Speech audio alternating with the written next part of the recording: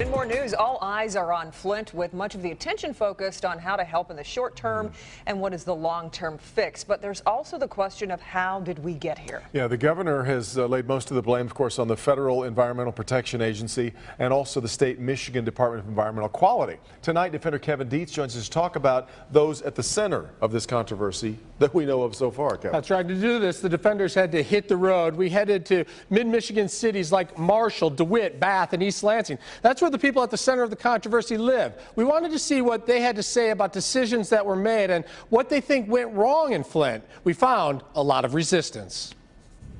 You wouldn't know his face or probably even his name, but he is at the center of the controversy in the Flint water crisis. His name is Stephen Bush. He was here at his DeWitt home when we knocked, but he refused to answer the door, and he will not return requests for interviews. Hello, you've reached Steve Bush, Michigan Department of Environmental Quality, Lansing District Coordinator, and Office of Drinking Water. We had to stake out his house well before dawn just to catch a glimpse of him. Bush has been suspended without pay as a district supervisor at the Michigan Department of Environmental Quality. Emails at the center of the storm indicate it was Bush refuting lead warnings in February 2015 by EPA water expert Miguel Del Toro. Bush saying Flint was using corrosive control measures when they were not. When lead numbers spiked even higher, Bush reported corrosion controls were not being used, insisting Flint was not required by law to use them until further testing was completed. State officials, including the governor, have said MDEQ workers made mistakes. Here's a handful of people that were too bureaucratic. Bush's boss at the MDEQ is Lane Schechter-Smith. She has been fired. She was baking in the kitchen when we stopped by her Marshall, Michigan home, but would not come to the door. Her husband telling us why. No, she's not talking to reporters. Okay. You just can't believe anything they ever say.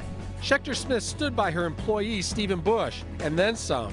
Flint resident Leanne Walters testifying before Congress that Schechter-Smith boasted about putting a stop to Miguel Del Toro and his warnings about lead in Flint's water.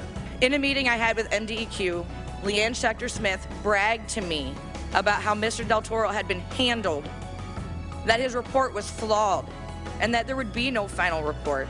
If Del Toro was taken seriously, the lead problems might have been caught 8 months earlier. Schechter-Smith's boss is MDEQ Director Dan Wyant. We stopped by his Lansing home on several occasions. He was never home and he did not return our calls. Wyant resigned from office. Governor Snyder, who appointed Wyant, still supports him, telling me the former director was misled by those working for him. Dan found the same sort of issues in terms of not getting straight answers from people.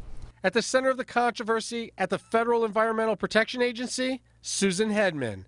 She was Miguel Del Toro's boss. She insisted the EPA's job was to give Michigan water officials advice, not to enforce the laws. She has resigned. This was the ultimate betrayal for the citizens.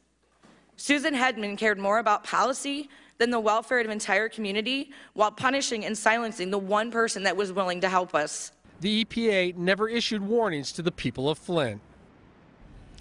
So clearly they're not talking to the media, but they will have an opportunity to share what they know. There are internal investigations, state investigations, federal investigations, even congressional hearings. Any of the people involved in those investigations would be willing to get as much information as possible from those folks at the center of the controversy. Kim, Devin? Kevin, people are always asking, or I hear them ask, do you think people will be charged in this? And if so, how long will that take? Yeah, well, remember, there's a federal investigation and a state investigation. The state investigation is moving quicker. And our Local 4 legal experts have looked over the laws that are in play here, and they believe people will get charged, but they don't know exactly how quickly it will happen. They want to make sure they get this right. And you, looking into the way these charges work, you don't necessarily have to find intent to do something wrong. As you were mentioning earlier to me, just obstruction of justice. Justice is just having water in your home, right? That's correct. You can be charged with a crime, even a felony crime, without intent to hurt anybody. Yeah. And that's something that we're going to find out a lot about as this unfolds. That's a fascinating twist on it. All right. Thanks, Kevin. Kevin Dietz will stay on that.